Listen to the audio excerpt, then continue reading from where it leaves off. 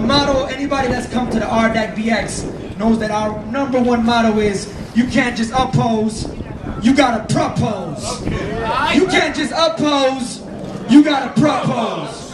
So we understand that what is happening today is a result of a quickly and very quickly and violently spreading source of gentrification that is going on in the South Bronx, where real estate developers are foaming at the mouth at the prospect of the millions of dollars that they will make with this land. However, as a hip-hop community, we understand that this is our land.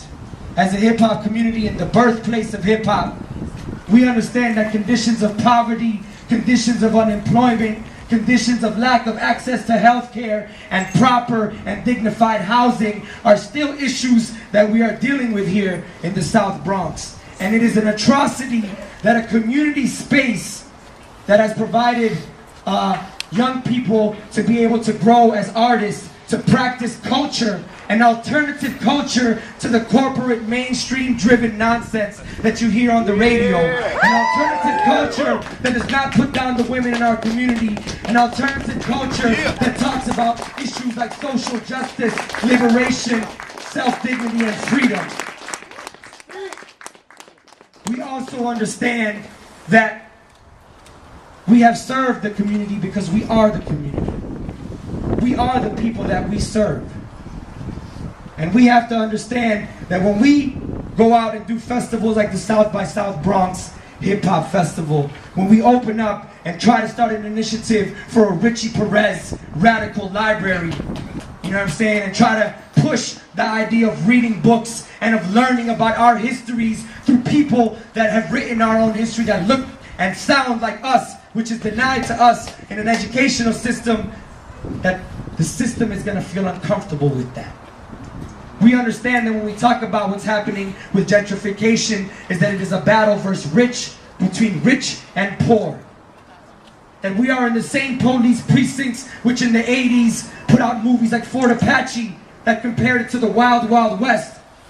And we're seeing that it is still a world of cowboys and Indians out here in which we are being attacked, in which a space that young people came to for after-school programming, workshops, and summer youth employment has been shut down in a borough where an after-school activity for our young people, sadly, is being stopped and frisked like there's no tomorrow. Right. That ain't right. What we're talking about today is an eviction, and we say a violent eviction, in which my brother DJ Illinois was getting some rest after we had come back from being on tour in Berlin and performing at Ithaca College, where he was getting some sleep, and he's awoken by US Marshals, 4 NYPD officers that are armed, and told that he has 5 minutes to get the fuck out. What? And then they proceeded to change the locks. And today we witnessed them throwing away the belongings, our couches, our music equipment, our art, our 4.5 years of hard work thrown away into the garbage. I don't know about y'all, you know what I'm saying? But sometimes I feel like this is a moment for feeling a little bit of anger, feeling a little bit of rage. But at the same time, what we gotta talk about is that hip hop has always been a culture of resistance, and we're gonna channel that rage. We're gonna channel that rage through our lyrics. We're gonna channel that rage and anger to organize more and more.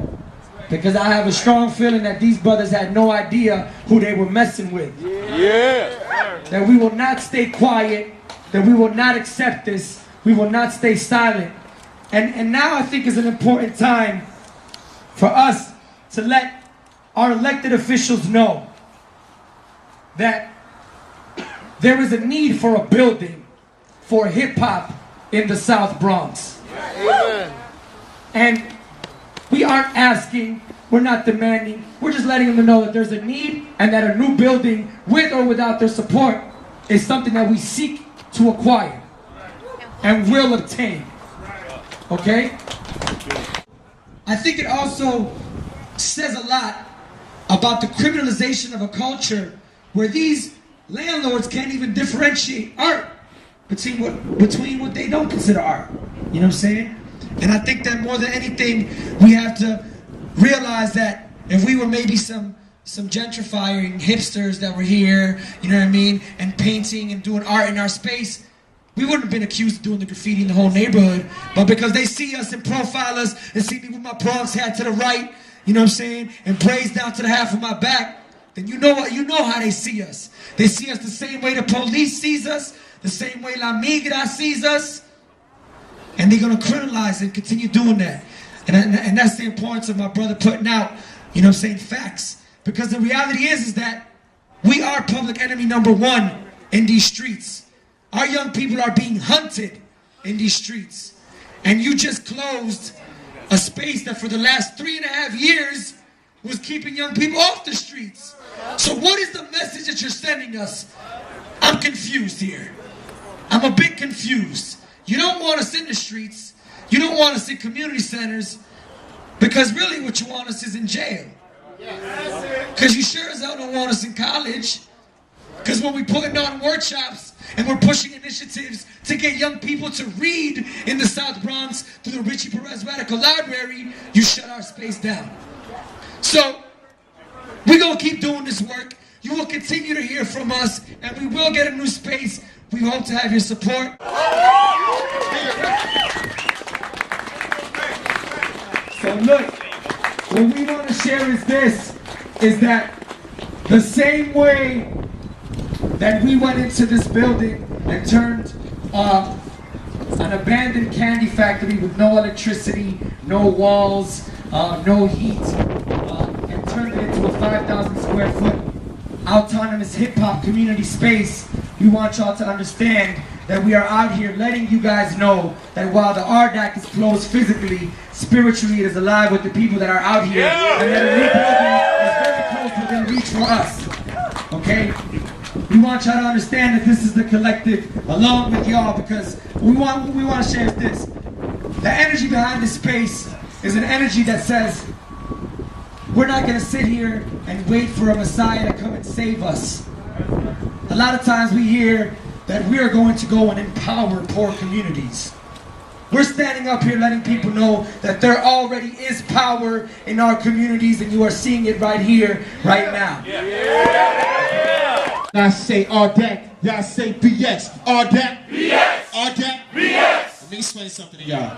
I've never seen an abandoned candy factory turned into such beautiful artwork with such beautiful people in it and such a beautiful collective until I came to the Rdacbx. Am I right or am I wrong? Last time I checked, I'm right. Last time I checked, there's beautiful people here. Last time I checked, this is a collective, which means we need not only ourselves, but we need the people, which means that the people are you, which means that you're important, which means that you are Rdacbx just as much as we are.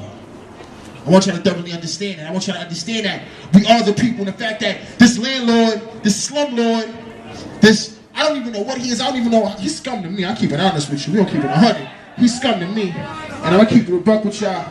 I live in Crown Heights, Brooklyn, and I make it for almost every meeting I can. And it takes like an hour and some change to get in, so I think that shows love and dedication on so many parts and so many different levels with Scud. Gotta understand, man, I'm gonna keep this short and sweet. All I'm saying is, yeah, he took the space, but he can't take the collective. He took the space, he can't take the heart. He took the space, he can't take the love. He took the space, he can't take the people. I'm out of here. Right. Long live the Rdac, my people. Yesterday, well, we were debriefing, like around 8 o'clock at night in our house. We were talking about hip-hop and its way of making something out of nothing. The hip-hop spirit of making something out of nothing, which is the poor people's way of survival. And as Rdacbx, we'll keep that spirit alive for as long as we're here. And I include you in the cipher. For as long as we are here together, we will continue to make something out of nothing. And it doesn't matter whether greedy-ass landlords like the one from this building wants to prioritize profit over people. That is no news to us in this system. You see, they do that all the time. They do that with education. They do that with healthcare. They do that when they put our brothers and sisters in prisons, when they criminalize our youth. It's not new to us. And because it's not new to us, resistance is also not new to us. And we'll continue to resist. We need to put this in the context of gentrification, which is very much connected to the stop and frisk program, which is very much connected to that 60-story building that is going to be built right where the Glory Garden was about to take the land and build a community garden. That's what these real estate developers have planned for us. This is a wake-up call. This is something that doesn't only happen to Rdacbx. Let's think about the relationships that people who live in these buildings have with their landlords. Abusive ones, where they do what they want, how they want it. And they continuously disregard any rights that the tenants have. This is war, people. That's right. This is war. This is class war. And if we don't know that, then we better wake up and do something about it. Because the idea is to push us out, to erase us. Rdacbx, excuse my French, says fuck that. Yeah. And it's okay to be angry. And it's okay to be outraged. I'm angry as hell right now. Come on. I hardly curse. But it's okay if you curse in context. And I'm cursing in context. Shit.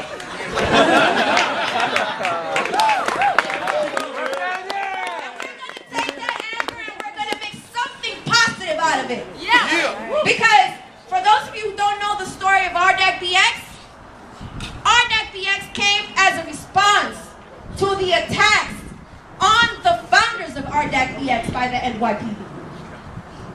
It was a response to that. So this greedy ass landlord wants to throw us out. That's cool. We gotta respond to it in a way that continues to impact our community positively. And we're gonna continue to organize. And if anything, this circumstance right now gives us more strength, more ovaries. Because women, you know, that's where we get our strength from. I don't know about y'all men, but I know I get them from my ovaries. We're going to get that strength, and we're going to work to get all the gentrifiers out of the South Bronx. Whether you come dressed as a yuppie or as a politician. Seriously. So we are here to denounce the gentrifying process that has affected our community and is now affecting us as a collective. But we're here also to say that there is hope. This is only a new beginning for Rdacbx as a collective. And watch out, because we come with way more force than before. Thank you. Thank you. In 1970, the decade that hip-hop started on these very streets, there was about 400,000 people incarcerated in the United States. That number today, 40 years later, is almost 3 million. When you count the number of people that are on probation, parole, house arrest, or under other types of supervision by the criminal justice system, that number goes up to 10 million. In the 4 decades that hip-hop culture has existed, there's been a more than 500% increase in the amount of people incarcerated in this country. And the number of people incarcerated are predominantly black and Latino young people. It's not a coincidence. It's not a coincidence. And you know what else is not a coincidence? Is this era of mass incarceration would not have been possible without the assassination, incarceration, infiltration of our black power and our civil rights and brown power movements. So today what we call it for is a new leadership. A new leadership that doesn't necessarily deny, that doesn't have to be a part of the non-profit complex. We're not talking about creating community change as a career choice. Today what we're talking about, because this space could have been occupied, no problem, by some artists wanting to do their work and have a little studio space to create their art. But we went beyond that. We worked with artists in the neighborhoods, in the community, on these very blocks that were more than just about creating a song and creating a painting. It was about creating change through their art, about building with the community through their art. And that's what Rdacbx represents.